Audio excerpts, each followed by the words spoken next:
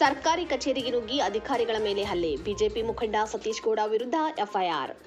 ರಾಜ್ಯದಲ್ಲಿ ಸರ್ಕಾರಿ ಅಧಿಕಾರಿಗಳಿಗೆ ರಕ್ಷಣೆ ಇದೆಯೇ ಎಂಬ ಪ್ರಶ್ನೆ ಮೂಡುವಂತಹ ಘಟನೆ ಮಲ್ಲೇಶ್ವರಂನಲ್ಲಿ ನಡೆದಿದೆ. ಯಲಹಂಕ ಕ್ಷೇತ್ರದ ಬಿಜೆಪಿ ಮುಖಂಡ ಸತೀಶ್ ಗೌಡ ಅವರು ಸಹಕಾರ ಸಂಘದ ಕಚೇರಿಗೆ ನುಗ್ಗಿ ದಾಂಧಲೆ ನಡೆಸಿದ ಆರೋಪ ಕೇಳಿಬಂದಿದೆ.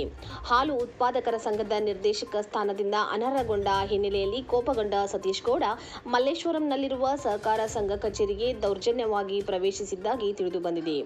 ಕಚೇರಿಯಲ್ಲಿದ್ದ ಸಹಾಯಕ ನಿಬಂಧಕ ಪ್ರಕಾಶ್ ರಾವ್ ಹಾಗೂ ಸಿಬ್ಬಂದಿಗಳ ಮೇಲೆ ಅವಾಚ್ಯ ಶಬ್ದಗಳಿಂದ ನಿಂದನೆ ಮಾಡಿ ದೈಹಿಕ ಹಲ್ಲೆ ಕೂಡ ನಡೆಸಿರುವುದಾಗಿ ಆರೋಪಿಸಲಾಗಿದೆ. ಘಟನೆ ವೇಳೆ ಸಿಬ್ಬಂದಿಗೆ ಬೆದರಿಕೆ ಹಾಕಿದ ಘಟನೆ ಮೊಬೈಲ್ನಲ್ಲಿ ಸೆರೆಯಾಗಿದ್ದು, ಅದರ ವಿಡಿಯೋ ಈಗ ವೈರಲ್ ಆಗಿದೆ. ಈ ಸಂಬಂಧ ಸಹಾಯಕ ನಿಬಂಧಕ ಪ್ರಕಾಶ್ ರಾವ್ ಮಲ್ಲೇಶ್ವರಂ ಪೊಲೀಸ್ ಠಾಣೆಯಲ್ಲಿ ದೂರು ದಾಖಲಿಸಿದ್ದು, ದೂರಿನ ಆಧಾರದ ಮೇಲೆ ಸತೀಶ್ ಗೌಡ ವಿರುದ್ಧ ಎಫ್ಐಆರ್ ದಾಖಲಾಗಿದೆ. ಸರ್ಕಾರಿ ಕಚೇರಿಯಲ್ಲೇ ಅಧಿಕಾರಿಗಳ ಮೇಲೆ ಹಲ್ಲೆ ನಡೆದಿರುವುದು ಭಾರೀ ಚರ್ಚೆಗೆ ಗ್ರಾಸವಾಗಿದ್ದು, ರಾಜ್ಯದಲ್ಲಿ ಕಾನೂನು ಸುವ್ಯವಸ್ಥೆ ಬಗ್ಗೆ ಪ್ರಶ್ನೆಗಳು ಎದ್ದಿವೆ.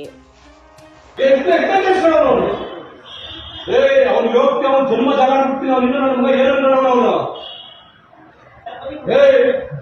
ಅವನು ಕೇಳಿದ್ರೆ ಆಫೀಸ್ ಕಳಿಸಿದಾನ. ಅದೇ ಡೇಟ್ ಕೊಡಬಾರ್ದು, ನೋಟಿಸ್ ಕೊಡಬಾರ್ದು ಅಂತ ಅಡ್ಡು ಮಾಡಿರೋದು. ಇದು ತೆಗೆ ಫೈಲ್